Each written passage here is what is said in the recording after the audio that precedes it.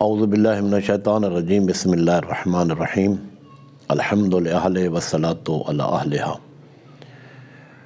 1400 سال سے دشمن اہل بیت کوشش کر رہا ہے قاتلان اہل بیت کو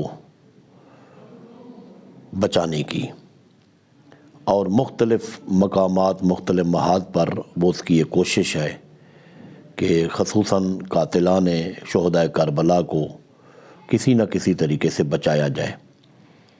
اور ابھی تازہ پاکستان کے قومی اسمبلی میں جو بل منظور ہوا ہے، جس کو ملت جعفریہ کے علماء نے، قائدین نے، بزرگان نے اور تمام ملت نے یک سرے سے مسترد کیا ہے، اور قطعاً یہ بل ہمیں منظور نہیں ہے۔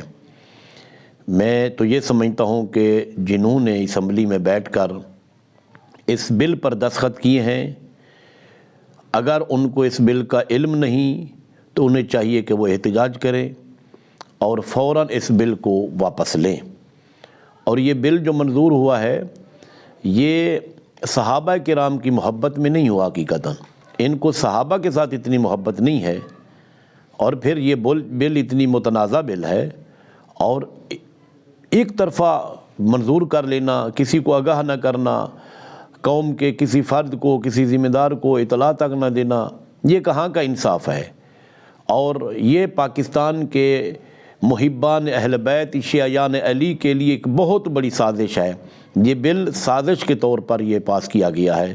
اسے چاہیے کہ فوراً واپس کریں، اور اگر واپس نہیں کرتے تو پھر یہ قوم سراپا احتجاج ہوگی۔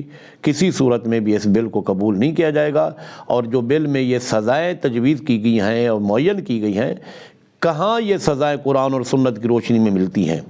کوئی ایک سزا ان میں سے ہمیں قرآن اور سنت کی روشنی سے ہمیں بتا دیں۔ اور پھر ہمارے بزرگان پہلے بھی یہ کہہ چکے ہیں کہ یہ صحابہ کرام کی آڑ میں دشمنی اہل بیت ہم کبھی نہیں کرنے دیں گے۔ آپ صحابہ کے کون کرتا ہے؟ ہم صحابہ کا احترام کرتے ہیں۔ کون سا شیعہ ہے جو صحابہ کی توہین کا وہ جو ہے نا قائل ہے؟